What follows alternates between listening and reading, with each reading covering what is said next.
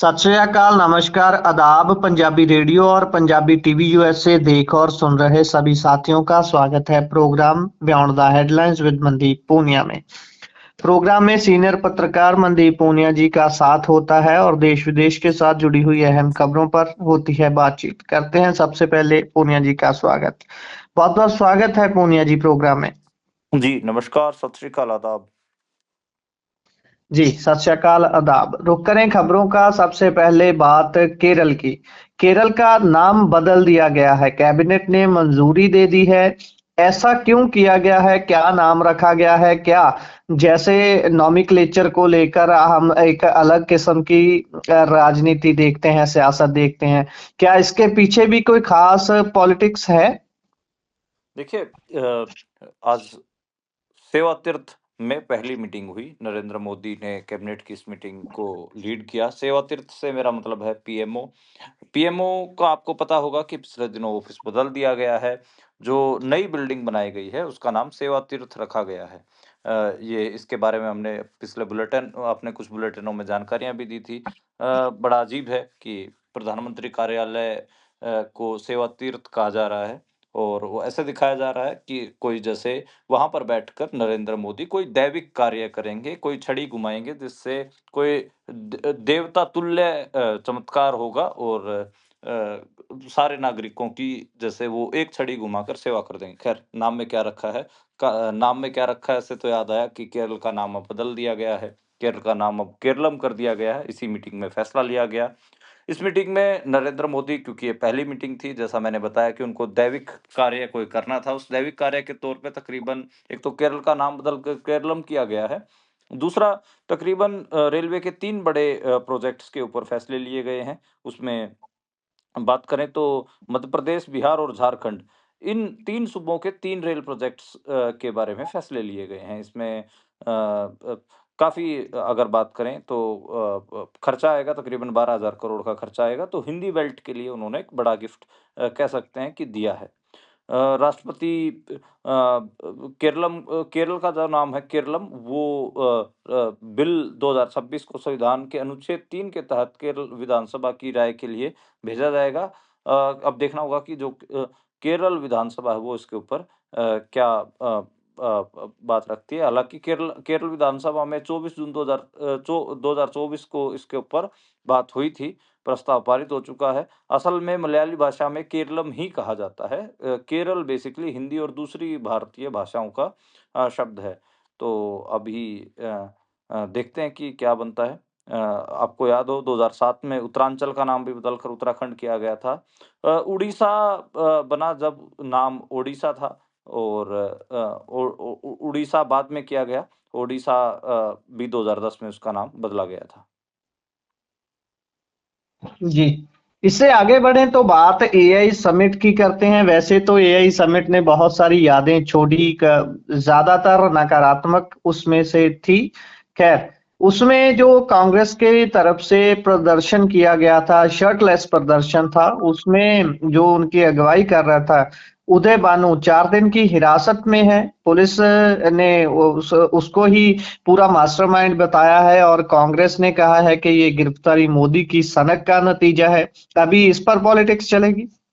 देखिए, जो भारत में जो एआई इम्पैक्ट समिट हुई थी, उसमें उसकी सफलता के बारे में बहुत सारी बातें हुई हैं।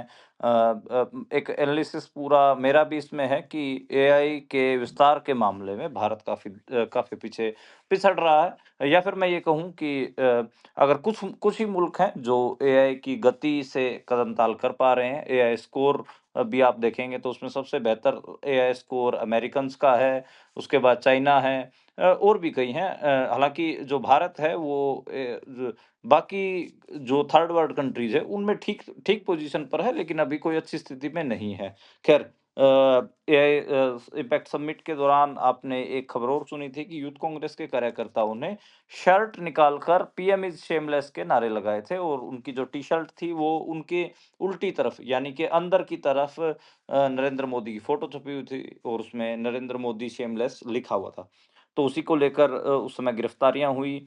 जो ये गिरफ्तारी है ये इंडियन यूथ कांग्रेस यूथ जो कांग्रेस की यूथ विंग है, उसके राष्ट्रीय अध्यक्ष उदय भानु चिब की गिरफ्तारी हुई है। ये हालाँकि मौके पर मौजूद नहीं थे, लेकिन पुलिस कह रही है कि इस पूरे घटनाक्रम का मास्टरमाइंड वही था और पटियाला हाउस कोर्ट से 4 दिन का पुलिस ने रिमांड माँगा है और रिमांड मिल भी गया है। पुलिस 7 दिन का रिमांड माँग रही थी, कोर्ट ने 4 दिन का रिमांड दिया है और अभी जो दिल्ली पुलिस है, वो inter state crime branch team भी कई कुछ इसके ऊपर जाँच कर रही हैं।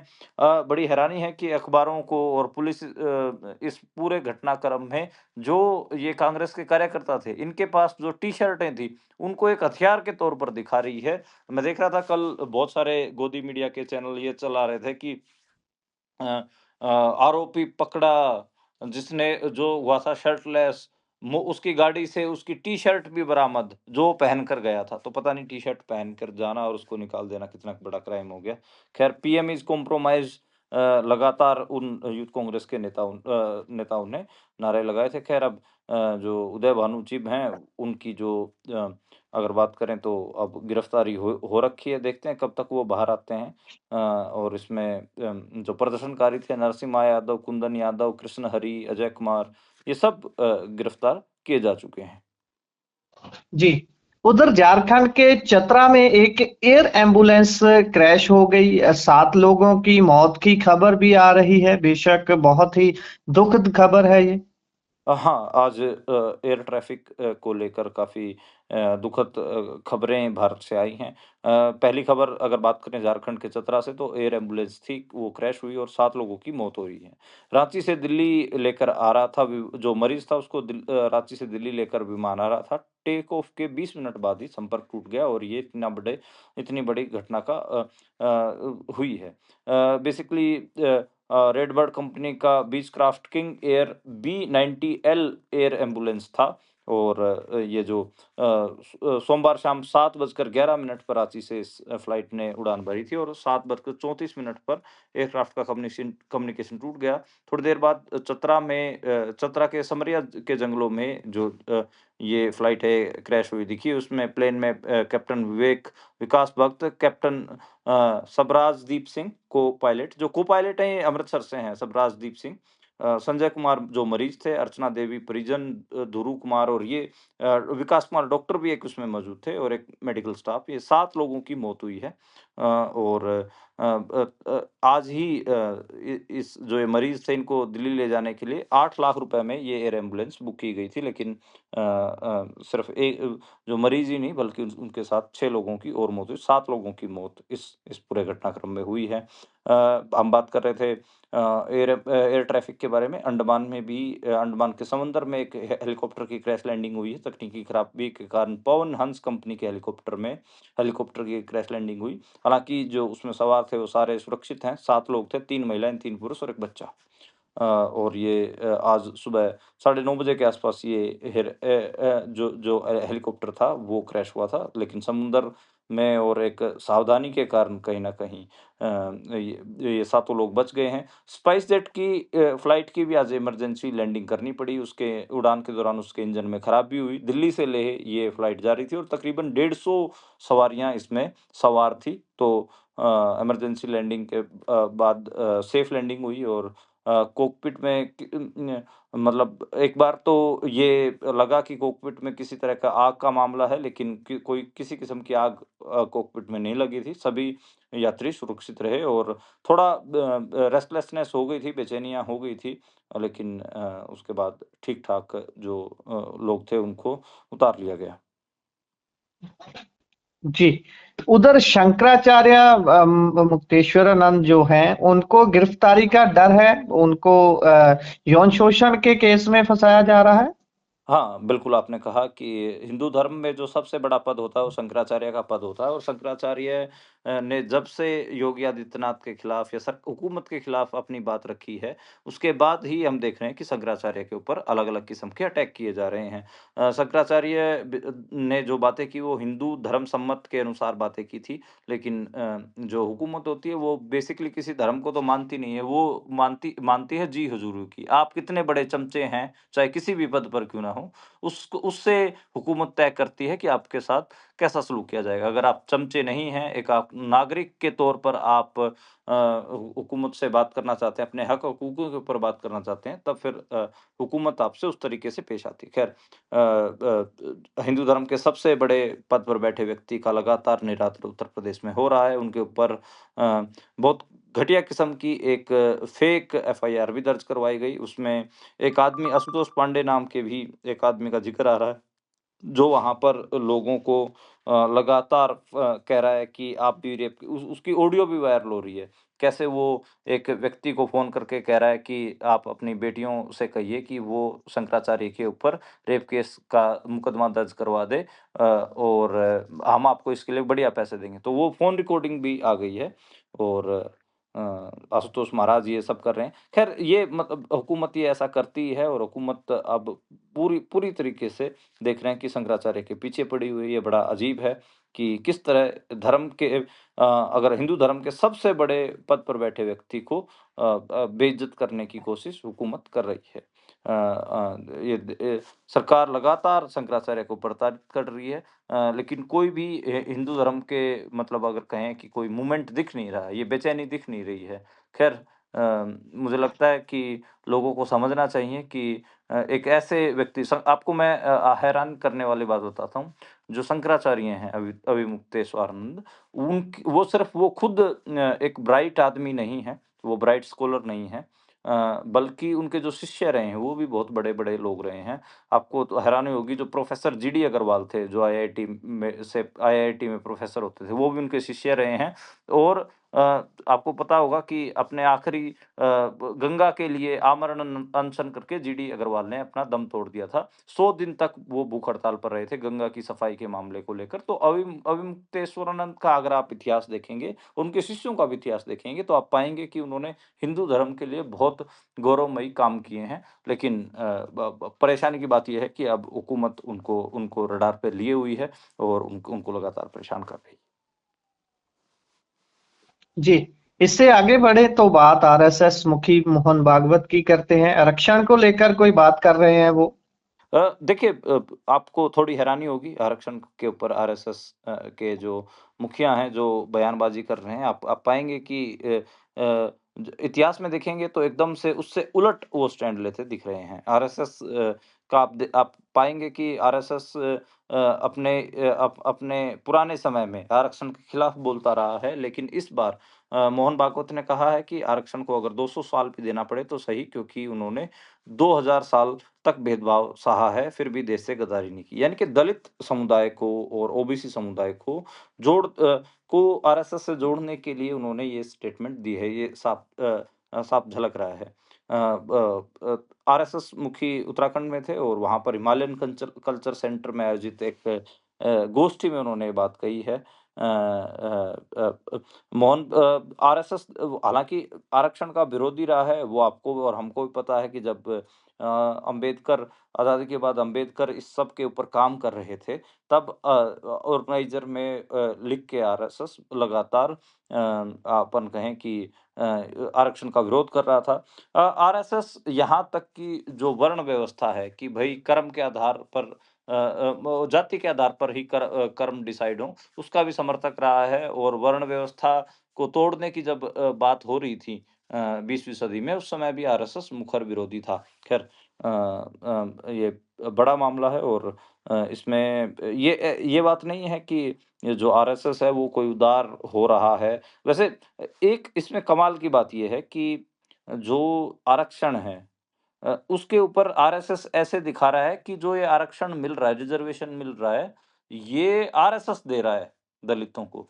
जबकि असल बात ये है कि ये जो रिज़र्वेशन दलितों को, ओबीसियों को, आदिवासियों को, पिछड़ों को मिल रहा है, ये रिज़र्वेशन भारत का संविधान देता है और इसका प्रावधान अंबेडकर ने और उस समय जो कॉन्स्टिट्यूएंसी जो कॉन्स्टिट्यूशन बन रहा था, उसके जो मेंबर थे कॉन्स्टिट्यूशन कमेटी के, उन लोगों ने दिया। ख़ैर अब देखिए कि एक क्लेम करने की बात होती है, आरएसएस का कोई योगदान भी नहीं है और आरएसएस ऐसे क्लेम कर रहा है जैसे जो दलितों को और ओबीसियों को आरक्षण मिल रहा है, वो आरएसएस ही दे रहा है और आरएसएस इसको 200 साल तक और देता रहेगा। ख़ैर बड़ा अजीब उनका व्यक्तित्व ये भाषण लगा, किस किस्म से वो क्लेम भी कर रहे थे। और दूसरा बड़ा अजीब ये भी लगा कि जब आरक्षण देने के प्रावधान किए जा रहे थे, उस समय यही लोग विरोध कर रहे थे, और आज जब पता चला कि आरक्षण से जो दलित समुदाय हैं और ओबीसी समुदाय हैं, उनका उत्थान हुआ है, तो उसको क्लेम करने में भी अब ये पीछे नहीं हट रहे।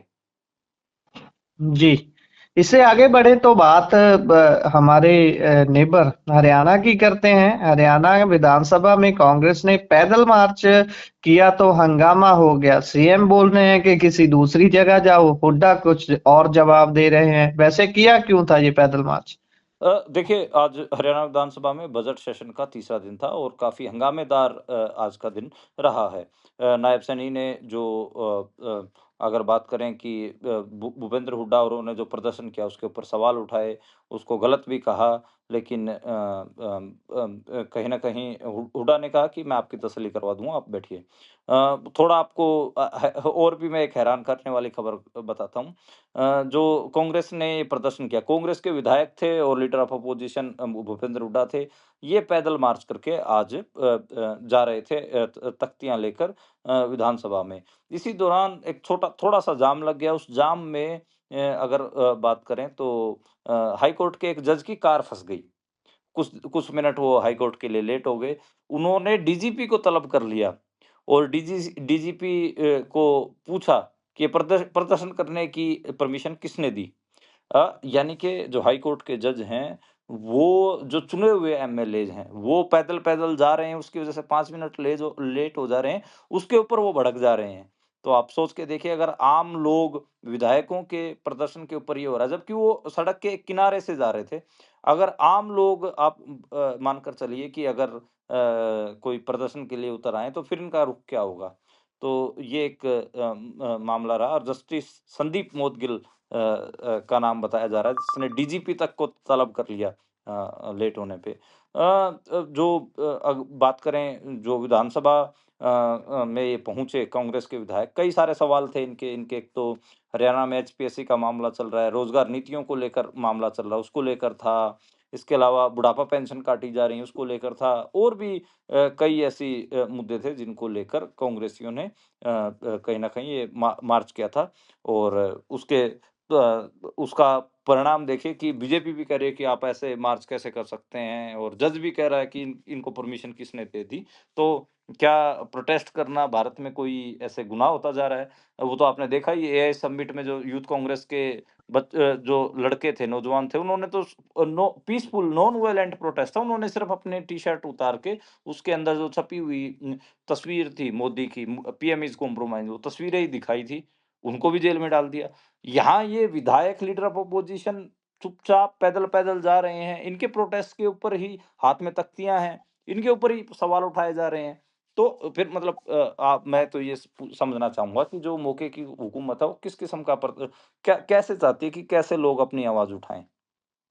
आप पीसफुल प्रोटेस्टों के ऊपर ही लगातार सवाल खड़े कर रहे हैं। आप जो मतलब क्या कहें इसको? आप बोलने की आज़ादी तो लगातार हम बात करते हैं कि कैसे कर्ब किया जा रहा है। पत्रकारों को रोका जा रहा है, आम लोगों को भी रोका जा रहा है।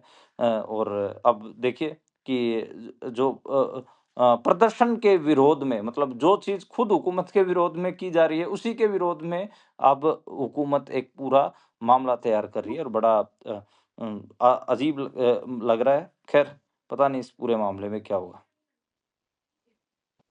जी, खैर खैर अगर इससे आगे बढ़े तो बात किसान नेता राकेश टिकैत की करते हैं। अभी ट्रेड डील भारत और अमेरिका की जो है, बेशक उस पर अमेरिका में तो बहुत तरह की चर्चा चल रही है, लेकिन भारत में एक तरीके से उसको लेकर लगातार किसान दुविधा में है, सोच रहे हैं कि क्या करना चाहिए, कैसे करना चाहिए। वैसे क्या ये अलार्मिंग सिचुएशन है किसानों के लिए? जैसे कुरुक्षेत्र पहुंचे राकेश टिकैत बोल रहे हैं कि ट्रैक्टर और किसान तैयार रहें।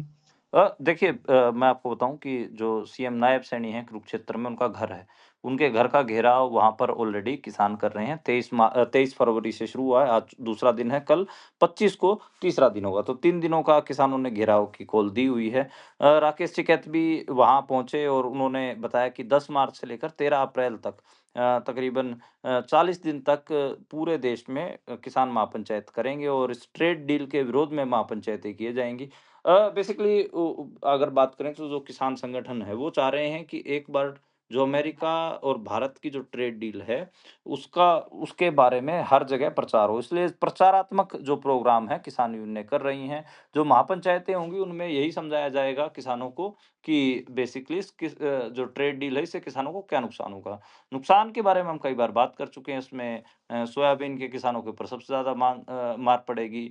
सेब के किसान हो गए, कॉटन के किसान हो गए, मक्का के किसान हो गए, उनको ठीक-ठाक नुकसान उठाना पड़ेगा, तो वो उसको लेकर चिंताएँ हैं। तो मैं ये नहीं कहूँगा कि जो दीवार है, भारत के खेती-बाड़ी की जो दीवार है, वो इस ट्रेड डील से बिल्कुल ही टूट जाएगी, नहीं। वो टूटेगी नहीं, पर उसमें एक दरार तो पड़ी गई है और उस दरार के आगे बहुत बड़े नुकसान हो सकते हैं।